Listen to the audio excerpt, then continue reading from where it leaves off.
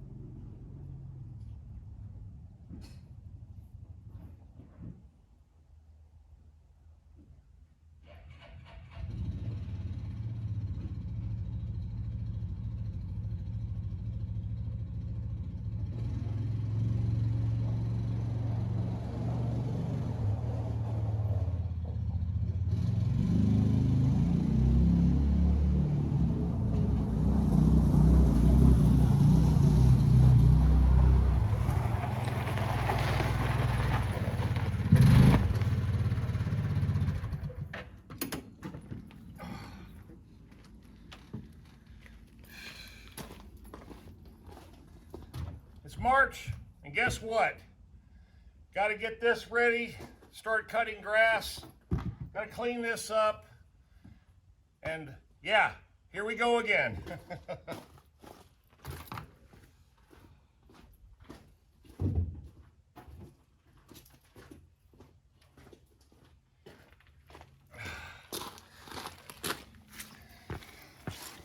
That's right. Maintenance, maintenance, maintenance. It's always about the maintenance. Now, every time I come out here and get these two or any of the equipment ready to go, the one thing I've got to do is get all the bird nests out, because that's what happens. These finches and all these other little birds around here, they make nests everywhere. And I already cleared out a nest that was already, they were starting already in there. As soon as I rolled up, I seen the birds flying, and I find all their little hiding spots. But yeah, oh man, this has been a good machine. I'm gonna tell you right now, the Skag, I've had it right at 10 years. And the only thing I've ever had to do is a head gasket, you know, so that's pretty impressive. I've got 710 hours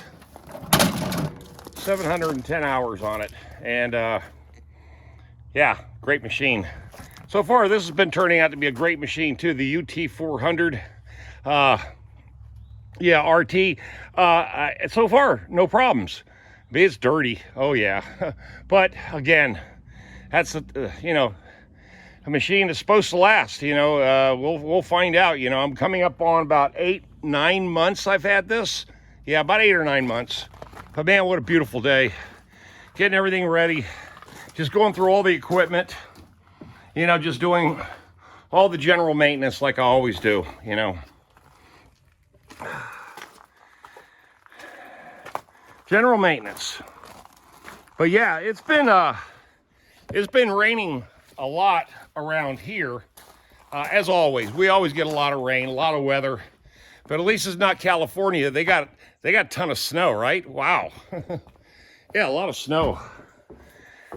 And of course, the little house, working on it, making sure that everything stays clean in here all the time. And this place has been here now 6 years. So that's pretty bit of a stretch, some time that it's been able to sit, and yeah. But here's a little situation I've got to figure out is, I'm getting a lot of flies in here, you see? And I've got everything covered up. I mean, where they're coming in and how they're coming in, I haven't the foggiest idea. You can see them. See? And there's got to be a hole somewhere in here. But yeah, they come in all the time. And I killed about 15 of them again this morning. And then all of a sudden they just pop up, and they all like to come to this window, so makes it easy. I just kill them, and but I taped everything up. I even taped the air conditioner up, you know, put a plastic bag. I was thinking it was coming through, they were coming through the air conditioner, but there's got to be somewhere in this building, they're coming in. And I have no idea. I've been looking and looking and looking. And every little hole on the outside, I've either glued it, caulked it, or something, or taped it, something. And guess what? Still get them. So, now this has all been, I cleared this off an hour ago, and hell, there's already 15 flies in here. I know they're not coming through the front door, you know, that because it's got a screen on it. You know, like I said, I just don't know how in the world they're coming in. I don't think they're coming through this glass, but who knows? You know, constant maintenance, man. That's all I can say. Constant maintenance. I even sat here and literally just looked. And then they would just pop up one at a time. They would just pop up. And I couldn't see where they're coming in at. It's the strangest damn thing. I'll lie to you not. Strangest damn thing. Well, for now, I keep killing. So like I said, unless you're finding some way in here, you know, there's a hole somewhere. I don't know. But anyway. That's the deal with living in the country. You got to deal with flies. Like I said, I mean, this door is secure. And they come in even with the inner door closed too. So again, I don't know. And like I said, these birds, these little finches and all these other little birds, they'll make nests everywhere. I mean, they'll find the smallest nooks and crannies, and then they'll make a nest. You know, and every year I have to kill them, you know, or take the nest out. And I know I don't want to do that because it's, you know, they got to have a right to live too, but oh well. And I've been spraying for weeds, of course. It's that time of year again too. But man, the weather's beautiful here. Absolutely beautiful. But again, like I said, rain. And last week I came in here and organized this shed. But again, so much stuff. You know, so much stuff. All these grills and smokers. And, you know, look at this. Brand spanking new. It's one of those oversized Weber's. Got it at a yard sale, man. I mean, it's brand spanking new. Still got all the labels. It's never been used. Only, at least this thing here retails $175, and I got it for a yard sale for 80 bucks, you know? And one of my customers gave me that smoker. Another one of my customers gave me that beautiful gas grill right there. So, you know, still a lot of stuff. A lot of stuff, man. Too much stuff. But yeah, it's always a maintenance item around here, which is cool because it keeps me busy, and I like that. And the shed, you know, I've organized this place 100 different times. You know, always keeping my stuff organized. But the one thing I did do is when I went to the salvage yard, I think I may have shared this with you before, I picked up this door. What I needed is this glass. That's for the Mr. Fix-All van. I finally replaced the O2, the left side. I got the left side glass, I already replaced it. So now I got to deal with this. I'm not sure if I'm going to put the door on. But then the lock will be different. The keys will be different. I don't have a key for this. Or just take the glass out. Probably just take the glass out and then install it. That's probably what I'll end up doing. But I got to get that fixed. I got to have a damn yard sale. But this is all the stuff I bought from that junkyard, man. All the parts and panels. All new stuff, you know, pretty well, you know, used new. But it's all good stuff for the Chevy vans. See? Bunch of parts. And then nowadays with parts being so astronomically, ridiculously expensive, you know, I'm going to collect stuff wherever I can collect them. You know, that's, you know, and junkyards right now are the way to go. Unless you go to Copart and buy a whole damn, you know, van or car or whatever you need and do it that way. Can't wait to get the boat out. I just cleaned it up on the inside, just making sure everything was, copacetic, and there's no birds making nests up in here. But that, that's the big thing. I don't want no damn birds up in here because they'll make a mess of everything. They always do every year. But now that the weather is getting warm, we're getting close. This is getting ready to go to the coast. Oh yeah, getting ready to go to the coast. Man, you know what? You know what's missing? I'll tell you what's missing is the Three Stooges. I haven't seen them today. My three guineas, Mo, Larry, and Curly, I haven't seen them. So they must be hiding somewhere. Because I've been here a couple hours and again, haven't seen them. But yeah, man, what a beautiful day. Again, just beautiful, beautiful, beautiful. So in reality here,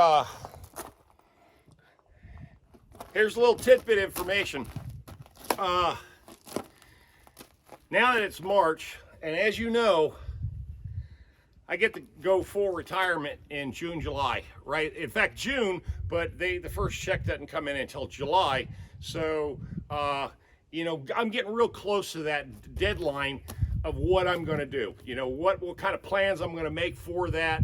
And if I'm going to keep everything just the same, I'm not going to do anything, or I'm going to change a lot of things. Because right now, what I found out, and I've been looking online, Facebook, Craigslist, and Realtor.com, and all those different, places, the price of land has gotten astronomically expensive.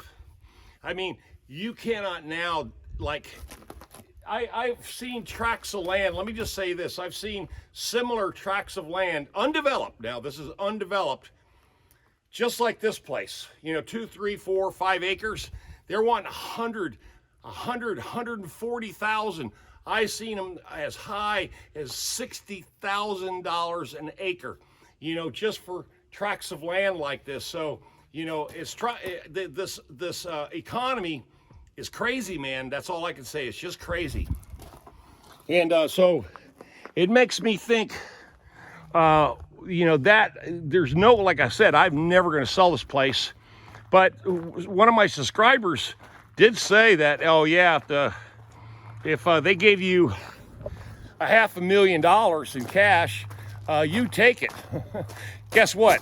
Yes, I would. $500,000, but no one's going to do that. That's even beyond reason, even for me. I know that. That ain't going to ever happen. And I've got infrastructure out here. You could live out here if you had to. But yeah, the birds are making their nests up in here too. Damn birds, I'm telling you. They're making nests right up there, right behind those boards. So, yeah, what can you do? Every year is the same shit, every year. I had one big nest, but I've taken care of that. Put that styrofoam up there in the corner, and that eliminated that corner because they sure built a hell of a nest back there. But yeah, everything's looking good. Hope everybody's doing well. I got to get back at cleaning this equipment, and I got to move it around. I can't leave the lawnmower and everything all in the same place. Guess what? The birds find out, oh, everything's back to normal. They just start rebuilding their damn nests again. That's what they do, man. But yeah, that's what they do. I got also too, yeah, I knew there was something else. What's happening here is this.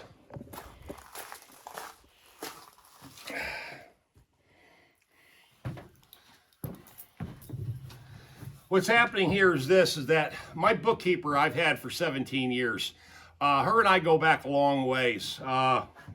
She's going in for a third surgery, and that's tomorrow. Monday, she drives down to Augusta with her relatives. Her youngest son and his wife is going to take her there.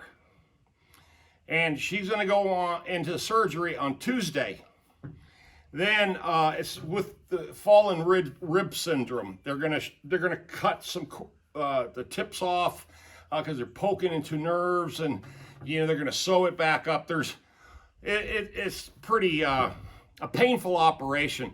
And anyway, she's rented a house down there And on Wednesday morning, I go down there, and I'm basically taking over the second shift because the son has to and his wife have to come back to Raleigh, and they go to work, have to go back to work.